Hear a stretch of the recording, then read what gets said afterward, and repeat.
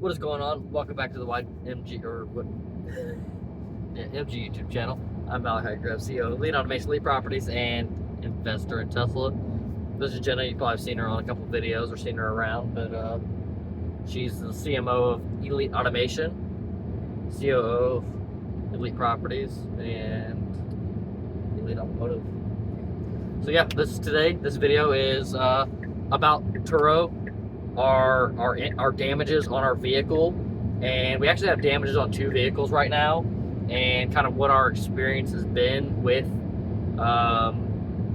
Turo and like claims and stuff like that. And yeah, we're actually on the road right now going to retrieve a vehicle like 6 hours away.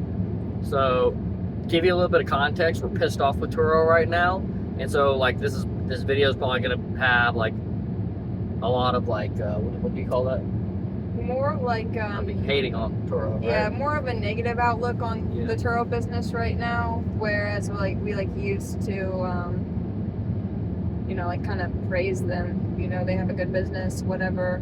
We never had problems with them until July 27th. So yeah, we had issues before. Like there's a couple major issues with Turo businesses, and we'll get into that maybe like in a little bit after this video, but yeah, kind of just like a good rundown of what you've experienced so far. So on July 26th, my car was rented out by a guest, and their trip was July 26th through August 3rd. July 27th, they wrecked our car. It was not their fault, not mad at the guest. But it all kind of started from there. So they uploaded pictures of our damaged car on Turo. So I reached out to Turo.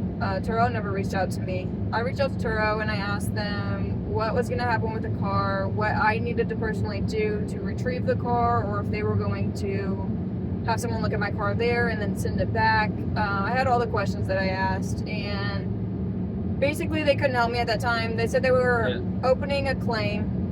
And hold on, yeah, slow down with your story and explain things more, but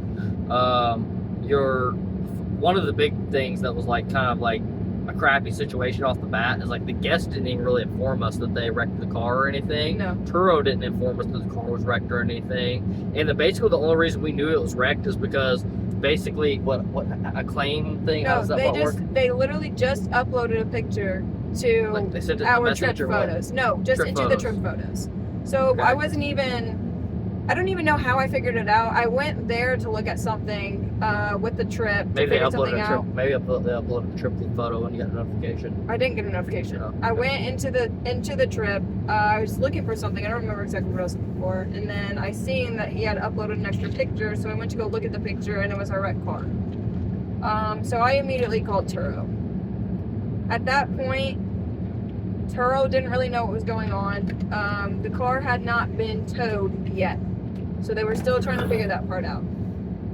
So they told me that they would call me back, and they did not call me back. I called them back the next day, and they told me that the tow company would be in contact with me to get my car back up there, or to where I live in Evansville. So I confirmed that they would actually tow the car that far, and they said yes, they would. So July 29th, roadside assistance for Turo called me. They asked me where I wanted the drop-off location of my car to be, if I wanted it to be my home address, or if I had a repair shop that I wanted to send it to. I told them I did not know the extent of the damage, and I wanted to be able to view the car, so to drop it off at my house. And they informed me that if they drop it off at my house, if it had to be towed to another place, then I would have to pay for that towing, which I told them that was fine. But I wouldn't have to pay for the tow from Alabama to Indiana. I let a few days go by. The car doesn't show up by August 3rd. So on August 3rd, I called Turo again, and they confirmed that my car was supposed to be picked up, and my car was never picked up. So I asked them what was going to happen, and they said they had to escalate the issue to claims, and that claims would be with me within 24 hours. And I never got a call. I never got a call within 24 hours. So I called claims back. the next day, so that would be August 4th. They gave me another runaround August 4th and told me that they would have to call me back in 24 hours. So I gave it 24 hours, and on August 5th, I called them. And they still didn't have an answer for me, so they told me to get a hold of claims. And the claims department says they're open 9 a.m. Mountain Time to like 5 p.m. Mountain Time. But they don't actually open at 9 a.m. Mountain Time. It's very hit and miss on if you can get a hold of claims. So I could not get a hold of claims. So I kept going through the regular customer service, and they kept trying to get a hold of claims. They said that they could not get a hold of claims. So on August 8th, I finally get a hold of claims myself. And the guy that I talked to, he was the most informative customer service agent I've had. So he says, there's actually some paperwork that you need to fill out and that I also need to fill out. So go into your app. He talked me through it. I filled out this paperwork. It went through. Yeah, this is something that we actually didn't really know about, but like when there's a wreck or any type of incident, you're supposed to fill out like a claim thing on our side, and that's the paperwork she's talking about. So there was already a claim filled out with the correct claim number and everything. But you're supposed to view that claim. Sorry. You're supposed to view that claim, and then it has some steps to go through it, but it says, to take care of this claim yourself without Turo's help, push this button or continue. So I just pushed continue because I want Turo's help with this. And for some reason that didn't work. So now we actually had to open a second claim. So now I have 2 claims with the same claim number. One says it's not finished, one says it's completed. In review with Turo. So I don't really understand that part, but our open claim is in review with Turo, so we're going with that one. Yeah. One of the other things is I think part of what happened is a wrecker recovery service got to our vehicle before Turo could get a wrecker out there to come and pick up the vehicle. So what happens is they took that vehicle and then impounded it as a city impound or whatever. And then Turo just basically made no attempt to try to get the vehicle at all, nor did they have any communication with us to really notify us that our vehicle was wrecked and that we need to do anything on our end to try to retrieve the vehicle, or if we need to fill out a claim or anything like that, because we also the guest or whatever just left the vehicle, right? They just abandoned it basically, right? I mean, yeah, pretty much. They just got a new vehicle and went about their vacation. Yeah. Which Turo told them to do.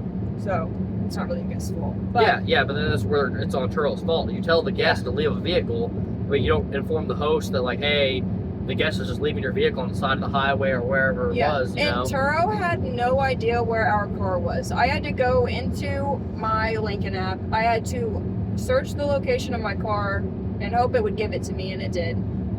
So then I give them the address to my car. They actually contacted the impound people to make sure my car was there, how much money was going to be to get out or whatever. But that was at a different time. So our bank actually called us on I don't know, between August 3rd and August 5th to let us know that our car was still in impound, and it was going to be $1,600 to get it out, plus $65 a day after that. So I called Turo and I relay this, and they said that they will make it right, they will figure it out. They just kept saying that, I will make it right, I will figure it out, blah, blah, blah. We will get a hold of you. By August 11th, they do not have it figured out. So I get a hold of them again. So August 8th, they don't have it figured out. I get a hold of them again. They review the claim, they review the damages. They say due to the extent of the damages, in an email, okay, it says due to the extent of the damages, your car has to be towed by our partner, IAA, to a storage-free facility to be reviewed by our insurance agents. And this could take 5 to 7 business days after the car is reviewed, and we will get a hold of you. Also in that same messages, it says we will pay up to $2,500 of storage fees. And that's the last I heard. It said I needed to verbally release my car to IAA from the impound. So I call the impound, I verbally release my car to Turo and IAA both, And they said, okay. I called Turo. I let them know that happened. I gave them my drop-off location again because they asked. I gave them my home address. And they said that the car would be towed. So, August 14th, yesterday. And at this point, too, we had gotten enough delay where we started following up every day because we kind of were giving them the benefit of the doubt that they would just kind of like solve all the problems, and bigger companies kind of move slow and takes days in between them doing anything and stuff like that. So like our follow-ups were like not super consistent at first until we're like, this is just taking too much time. And on top of that, we had a notice that the wrecker company that was holding our vehicle was basically going to sell our vehicle, and the lien holder of our vehicle is actually contacting us talking about, hey, like we need this picked up, or we had to pick it up before they do sell it, because obviously they'd rather keep the vehicle. They like none of that's anybody's intent is for like us to like sell that vehicle or anything like that. It's just basically Turo dragging their feet on their side and keep saying like we'll have a solution, yet not doing anything to come up proactively to come up with a solution. So now like we're stuck paying like the $2,500 to get this thing out of this impound thing, drive 6 hours there, 6 hours back, so 12 hours a day. So yeah, one thing I would advise is definitely if you're gonna do a Turo business, you need to open up 2 companies, and then let one of those companies be your maintenance companies, and let one of those companies be your Turo business or whatever. And the reason for that is so that way you can invoice yourself, basically, right? So like we're going to pick up this vehicle. If we go pick up this vehicle as like individual owners of the vehicle, we can't necessarily charge that back to Turo, or Turo's probably gonna like try to push back, so we're not paying for that. Like they say, like we'll pay for your gas. Okay, cool, but are you paying for the 12 hours of time? They're probably not. So like what we're doing is we're gonna basically get quotes from other wrecker companies to go pick up this vehicle, and we've gotten some quotes already back at like $2,200 to go pick it up. So one of our other companies is basically going to invoice our Elite Automotive company as a vehicle retrieval. So that way our time is not being lost doing this. At least it'll be like paid for us to go down here, pick up this vehicle, drive it back up here and whatnot. And the thing is, like, in reality, there's nothing wrong with that, because if we literally hired one of these guys to come pick up the vehicle because we had no means of going to pick it up, let's say, for instance, an example, if it's not drivable, like... Yeah, we don't know if it's drivable. Yeah, we actually don't even know if it's drivable, really. We just assume it's drivable. And so if we have any problems with that, that's really going to not be a good situation. But, we have flatbed trailers, but then we're driving back up there, coming back down here again. It's 12 more hours. 12 more hours to pick up this vehicle. And this is why, in my opinion, for all the things I have going on business-wise, like the Turo thing is just not worth it. Like dealing with these claims, like somebody having an accident and the vehicle being out of service and all that's another thing. But for Turo to not just pick this up and take care of all the things, then really the only benefit that Turo brings to an individual operator is the leads. It's really just leads. That's it. Because if they're not actually servicing the customer in any way or supporting the host in any way, then like how is that benefiting? Or even if they're servicing the customer side well, but they're not servicing the host side, eventually hosters are going to give up on the company, right? They're not going to want to post their vehicles up there. And there's and I'll give you a couple examples with that. Like we've had somebody smoke in one of our vehicles and basically ruin it. 2 of our vehicles. 2 of our vehicles, yeah, now. So people smoked in it and just like essentially ruined the vehicle, because even if you charge like, I think the ones they did pay us like $300 or something, right? No, you can only charge $150 for smoking. Okay, so for the expedition we got $150. We did get So they gave us a $150 fee for somebody literally having ashes all over the car. I don't even know how the frick they did this. They did it out of spite or something, because I told him like 4 times, like, dude, it is past the time you're supposed to bring the car back. Like, you have to bring the car back. I have guests coming today to get this car. I'm gonna have to clean it. And when we got the car back, I mean, there was ashes everywhere, covering the whole car. It was in the trunk, like It under didn't the. even make sense. It's like they were shaking ashes around. Dude, rubbing it all over the ceiling. Like, it was wild. Yeah, and like literally got a $150 reimbursement for that. Like, that vehicle, in my opinion, should be almost considered totaled out. Like, we can't even really use it for the service because people are now going to complain, oh, the vehicle smells like smoke. And we don't smoke, so it smells like smoke so bad. And it still smelled like smoke. Yeah.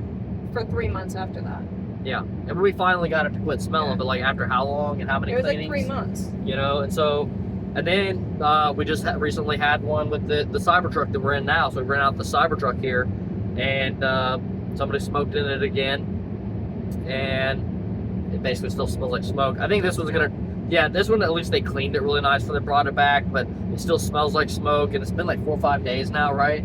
Yeah, like there's still some like ash on the thing, or there's ashes on the dash. We had marijuana particles, Rello guts, and ashes all on the floorboard, all in the seats. I took pictures of it, and basically they said it wasn't enough proof to say that they were smoking in their car and they weren't going to charge them. Yeah, and anyway, smoking is a smell. You know what I mean? So like you really can't get proof from photos anyway. Like, they're basically saying that you have to say, hey, you smoked in my car, and those people have to say, yeah, I did smoke in your car. No one's going to do that. Yeah.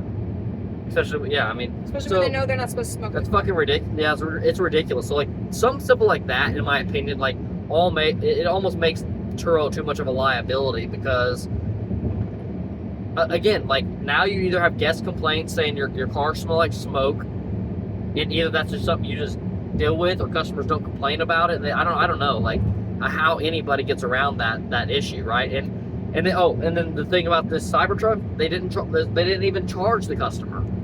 So not only did we have to deal with this repercussion of the smoking, getting no extra revenue or anything from it, because we might potentially lose revenue from like the next guest getting in the car. Oh, I don't want to, and it's weed smell too. So it's like, you don't want to get pulled over smelling like weed. Yeah, it's even more frowned upon. Like if like somebody rented this, I mean, if somebody else rented this for their family and they had their kids in the car, they would get in and it smelled like weed, they'd be like, oh, well, I'm not taking this vehicle anymore. So you have losses of revenue, and they're not even going to cover the $150 fee whenever they have $150. It should be like, you should be able to charge that to the customer. It should be on the host's benefit, or not on the host's benefit, on the benefit of the doubt. Yeah. You know what I mean? So if a host ever says it, now, Turo can investigate, like if ever like, a host is saying that about every single vehicle, then let Turo investigate that or whatever. But that's a different thing. They also broke our charger port. Oh yeah, that was the other thing. Yep. And whenever I invoiced the customer's like, well, hey, I paid insurance for Turo, or extra insurance on Turo's side. It should cover that. So I get a hold of Turo, and their insurance that they paid for does not cover that. And they basically said, okay, well, you need to tell the guests that they need to pay this. Okay, well, I only have until August 31st for them to pay it. If they don't pay it after that, it's void. Our charger port's broken, and we got to pay to fix it. And I do think that is also a Turo issue, because after this incident, I did post on social media on a few different platforms, and I have people that commented as guests and said, I paid extra insurance on a car. We drove it on the highway, something flew up under the undercarriage, it damaged something, and we had to pay $2,500 out of pocket because the insurance that we paid for through Turo did not cover it. Yeah, so I'd advise definitely don't get that insurance, because it's not doing anybody any benefit. Like either Turo makes the decision where they're going to charge you for something, or they don't, right? Yeah. I mean, like. Yeah, I mean, that's exactly what it is. So, with this whole wrecked situation, yesterday we got a hold of Turo, and basically, the answer I got from them was they're not sure why, for 3 weeks, customer service agents were telling us that they were going to get a car towed to us and pay for the storage fees, because they actually don't do that. And even though they told us that they were going to do that, they're not going to do it. And send an email verification. They're not actually going to do it, but we can submit all the money that we spend for this. We can submit invoices, and they might pay it, but it's not guaranteed. Yeah. So that's where they kind of lose me. Yeah, and that's why definitely this video has like a negative outlook on it. Just because this might take care of it thing. I don't know. It's just like, this is their fuck up anyway. So even if this is not a normal circumstance where they would have covered it, like, I don't know. I don't understand how a customer can leave a car on the side of the road and then just not even notify, not even call, send a support message, anything to like try to notify you, hey, your vehicle's been wrecked, you're gonna need to pick it up. Like, that's a shitty situation, but They at least did notify Turo. They did. the guest notified Turo. They that did. had nothing to do with us getting notified though. Yeah, but Turo's supposed to notify us. But they didn't. They didn't. Correct. Exactly. The guest. That's The Turo's guest. fault. It's not the guest's fault. Yeah. You keep saying the guest left it on the side of the road. They left it. Blah blah blah. It's not. The guest was probably told to leave it. Yeah, exactly. No, this is all Turo's fault. Turo should have then notified us that the vehicle was wrecked and we need to come get it. Yeah. So on day 2, I asked them, "Hey, are you guys going to have our car towed up here, or do we have to get it?" I was more than willing to go get the car. I didn't want to, but I didn't want my car stuck in Alabama. So I offered to get the car, and they said there's no need to do that. Okay, well, we wouldn't be paying $2,500 in storage fees if they would have just told me I needed to go pick up my car on day 2. And we would have had it handled after that. But yeah, at least that expense would have been mitigated from both sides, you know? yeah. It's not a good deal overall. Yeah. And like, so like we do things with like short-term rental as well. And so like we're doing both like residential and vehicle like rentals and stuff like that. And one of the big, like the other big issue with like, 2 big issues with the automotive side is, one, you have depreciation of vehicles. So like anytime you're buying a vehicle, you pretty much lose a bunch of value almost immediately. I mean, especially anything that you're buying over like $20,000, like you just lose the value, so much value of the vehicle that like it's hard to even cash flow enough money to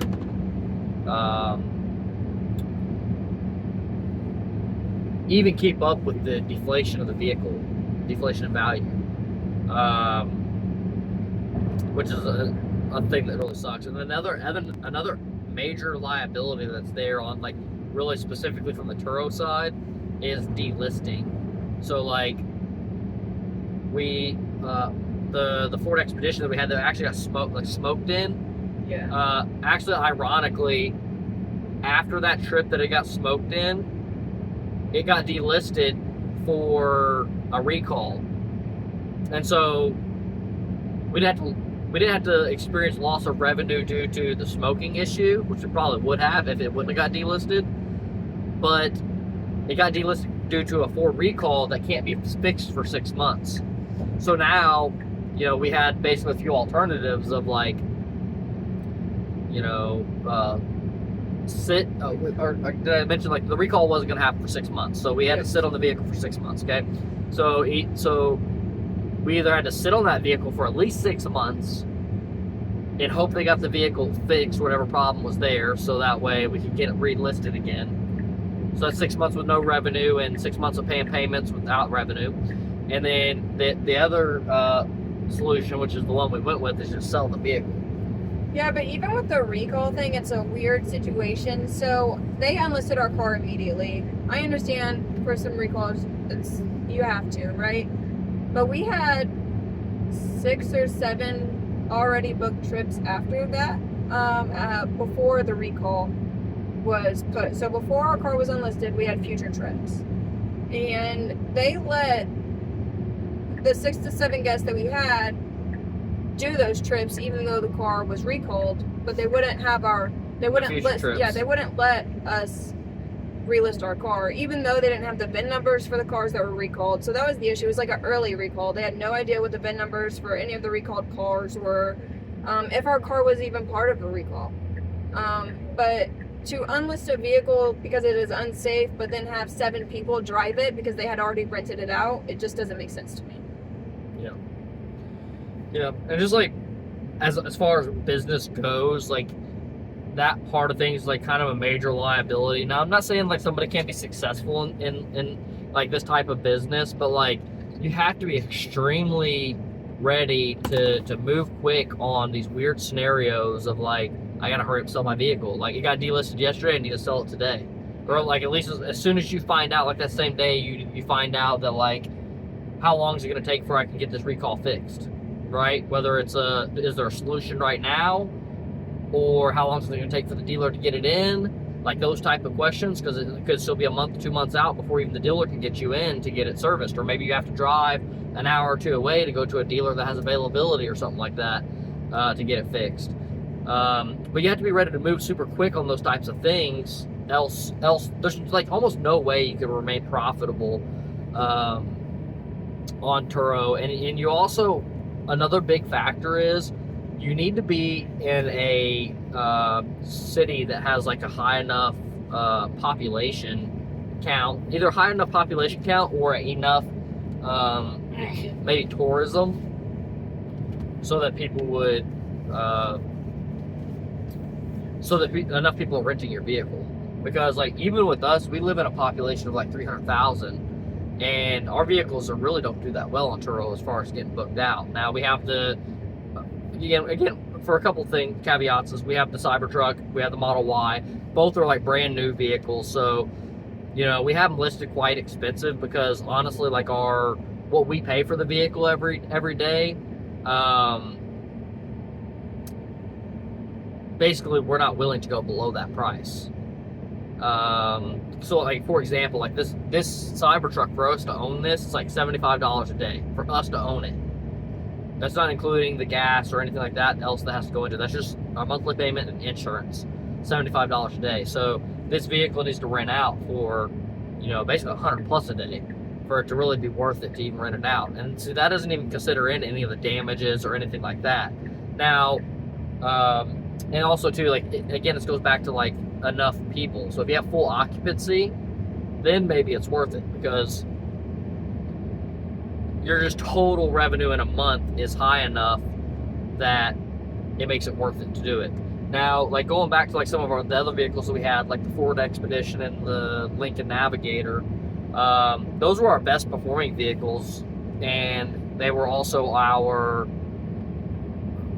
I'll say, lowest cost vehicles. But also we wanted those rented out because we don't really use them. Yeah, our Teslas we drive regularly. Yeah, so we moved on to the personally driving the Teslas and stuff, and so like we wanted those booked out as much as possible. And on top of that, though, their monthly payments were a lot less. Like the Expedition was like $300 a month, or no, the Lincoln was like $300 a month. Yeah, Lincoln's $300 a month. The Expedition was $500 a month. The Model Y is $800 a month, and the Cybertruck's like $2,100 a month.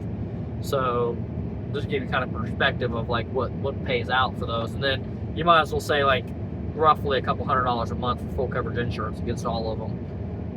Each one of them, actually, not all of them, each one of them. Yeah, so the one benefit that I can see from Turo is like I like Turos with Tesla because of the future of like being able to put your vehicles on robotaxi network. I think that's going to be way more of an upside. But honestly, like I'm just kind of like burnt out with the whole vehicle situation. I don't like vehicles that much because of the depreciation of them.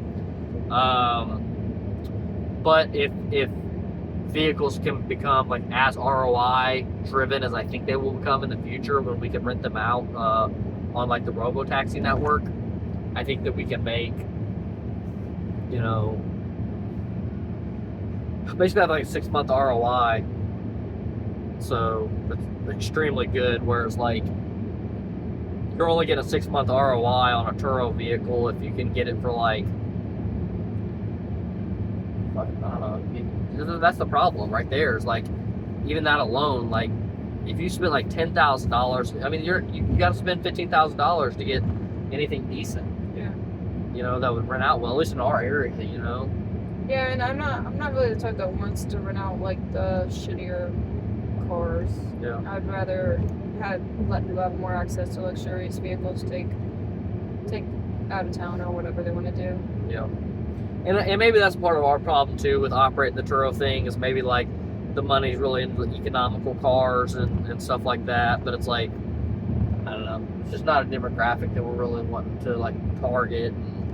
Yeah, and really like the stipulations of it can't be older than 10 years and it can't have more than 130,000 miles. Yeah. Like you're not really finding anything cheap enough Yeah, you could find something cheap enough if you could go over like 130,000 miles. You know, if you could find something that's like, 200,000 miles, then it'd be okay because you can find vehicles at decent prices. But then your maintenance expenses are going to go up. So it's, Like even I have a 2014 Kia Optima, and it has over 130,000 miles on the body, but it has a brand new motor in it, and I still don't think I can list that. You should try it if you haven't already.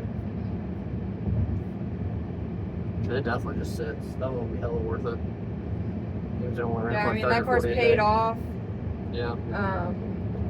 Paid off vehicles are also the way to go. The Model Y, we got hit with like, it's not 0% interest, but it's like, I think 2.5% interest or something like that. So that's kind of cool because then now we're not, every payment basically is going towards the equity of the vehicle versus like the Cybertruck has like freaking 8% interest. So we're gonna end up paying like $200,000 for a $100,000 vehicle. That's gonna end up being worth $50,000. So it's like the worst financial decision in life ever, basically. But we did it. Yeah, we did it. We were more hopeful that Turo would make more money and we wouldn't have as much complications. We thought with like charging the higher rate, there'd be less people that'd be able to afford it that would, cause damages to the vehicle and everything like that. But not really the case. People don't mind jacking off $300 and smoking weed in the vehicle all weekend. Yeah. Yeah, so we'll keep you guys updated on other on updates related to this whole situation, and hopefully it ends up being not too bad of a scenario, and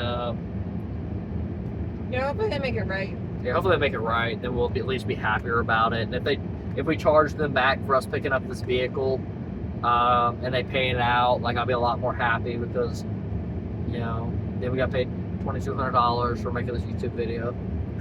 Our time's important, though. Yeah, our time is very important. We have, with our businesses and our kids and stuff. Like I should be taking care of an Airbnb because my guests are leaving and I'm on my way to Alabama, so I have to block off the night. You have guests leaving today? Yeah. So, my time is important. Way more important than driving to pick up a car. And, I mean, the good thing about what we do, though, is, we do a lot of computer stuff, so I'm sure we'll get off of here and we'll do, some more analyzations for some of the other properties that we're getting here soon. And, maybe get some more. Basically, we have computer shit that we can do on this road trip, so it's for us, it's not like a complete loss of time. I do a lot of stock market analysis and stuff like that, so I'm kind of in the news always, trying to see what's going on with things and keep myself updated on those things so I can just spend some of this time for that. But yeah, definitely to be entrepreneurial and whatnot, you have to really maximize your time, be as efficient with your time as possible. That's kind of a good takeaway. So, yep, subscribe if you're interested in any other investment type of videos. Again, we do things with properties, stock market investments, this freaking BS Turo thing. And, own an automation company that does industrial automation. Actually going to be a sponsor of this video. Elite Automation is a robotics company building automation and manufacturing equipment, basically capital equipment, and generally involves things like robotics, doing things in assembly, welding, and material handling and whatnot. But if you know anybody that's an engineer that works for a manufacturer, send them more information, and we'll catch you in the next one. Peace out, guys.